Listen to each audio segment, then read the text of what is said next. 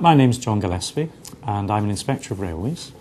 I run a number of teams whose job it is to look after the safety of the travelling public by inspecting the way in which rail companies are running their businesses and making sure that they're keeping passengers safe. One of the main health risks for my workforce is from work-related stress. Now, all this research shows that work is good for you. Work pressure is good for you. In fact, work pressure will never go away. When we talk about work-related stress, what we're actually talking about is making sure that those pressures never get to the point where they're causing ill health symptoms. In other words, we don't want things to tip over into ill health. I lead 5 teams of 30 people out of about 250 who work for ORR as a whole. Some of my people travel to Europe to be involved in negotiations with our European colleagues. Others are involved in inspecting the railway directly, looking at human factors issues or railway operations, and others are office-based. Work-related stress, why should we bother about it? Why am I bothered about it? The reason is that I do not want to lose any of my staff to long-term sick. That would have negative effects on the productivity of my teams for a start, but as well as the ill health that they would suffer, which is not something I want on my conscience, to be honest. We based our approach on the HSE stress management standards, which are available on their website. These standards set out practical benchmarks for areas of managing your people that you need to get right in order to avoid positive work pressure tipping over into stress-related ill health. The 6 areas that they cover are the demands on people from their workload, control, the degree of control they have over that workload, the support that they have from their colleagues, the relationships with their colleagues, the role that they perform, do they understand it, and change management. And all these 6 areas together, if we get them right, give us a good practical way of controlling work-related stress. So how did we go about it? Well, I was in the privileged position that I'm already a senior manager in ORR, so I was able to say to my team managers, I want to explore stress amongst our workforce, and I want to use the standards in order to help us do that. In your organisation, you may need to get senior management commitment to doing that in the first place. All I did was I asked my team managers to come to their routine management meeting, sent out the link to the stress management standards in advance and said, this is what I want to have a discussion about. Please talk with your people and come prepared to have a discussion based on what they think and what you think against the 6 areas. And on the basis of that discussion, we'll decide what we as a management team can do and what ORR as a wider organisation can do to actually deal with those 6 areas better.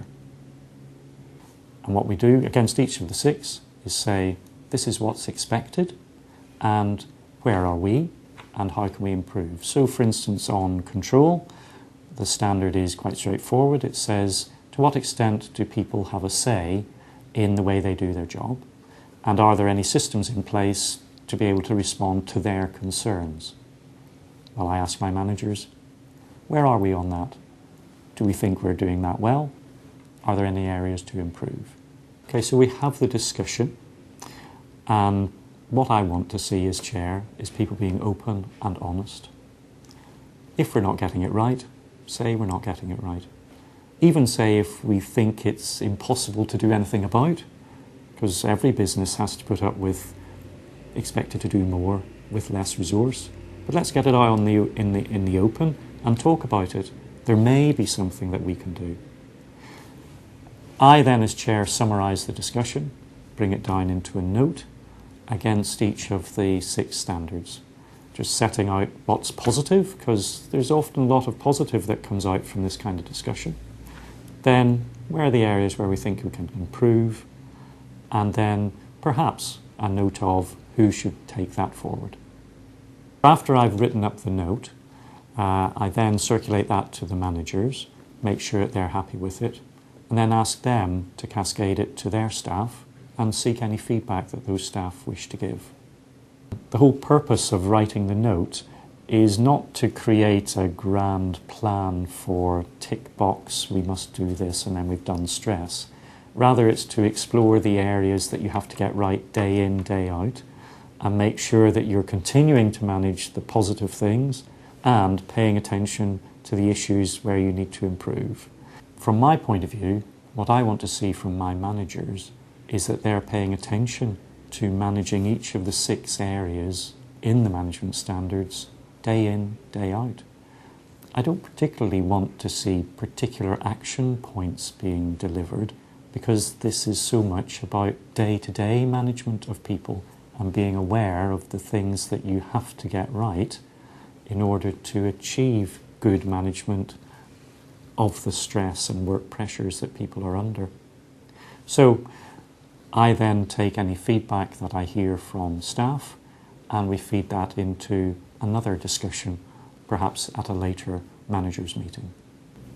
So is it working? Is it worthwhile? Should we bother? I think in these particularly tough times that we've got, people are under financial pressures, pressures at home, pressures at work, every business is having generally to make cutbacks. Do these standards actually help? I believe that they do. And the reason I believe they do is because they help us to actually discuss those areas. We don't hide them. We actually bring them out, talk about them, and we might not be able to solve them all completely, but we have and are able to identify the things that we can do to make things better. And that's what it's about, trying to get improvement. What I want to emphasise to my team managers is that managing health is a long-term matter. Even though we bring out the stress risk assessment every year, it tends to be in January when it's in my diary to do so, what I want to see is that during the year they are paying attention to that. So we may come back at our routine team managers meetings and say, how are we doing on that? And it's my job to be curious about how well we're doing on that. For us, looking at the stress management standards has helped us to get the right atmosphere that encourages people to do their work and do their work well. You might be wondering, particularly if you're working in a rail industry organisation, well, what can I do? The answer is, you can be aware that these standards exist. Just reading them for yourself will indicate the kinds of areas that you might be able to have an influence over, either in the position you're in or by talking to your colleagues in the management chain. What I would say is, this is something that everyone can work with. It's a practical benchmark. And the way that we've approached it, of managers discussing, there's other ways that these standards could be used. But the key is to know they exist, to know and have the foresight to talk about these areas before you get the first or more of your staff off on long-term sick leave, citing stress as the reason. Better to be proactive.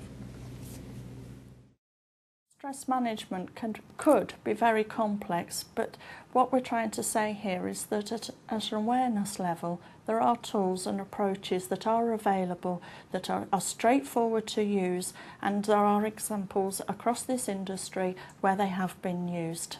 It's important to recognise that managers and supervisors play a pivotal role in preventing stress. Straightforward tools and approaches like the HSE stress standards are available, and it's worth exploring these and seeing whether you can use them in your workplace.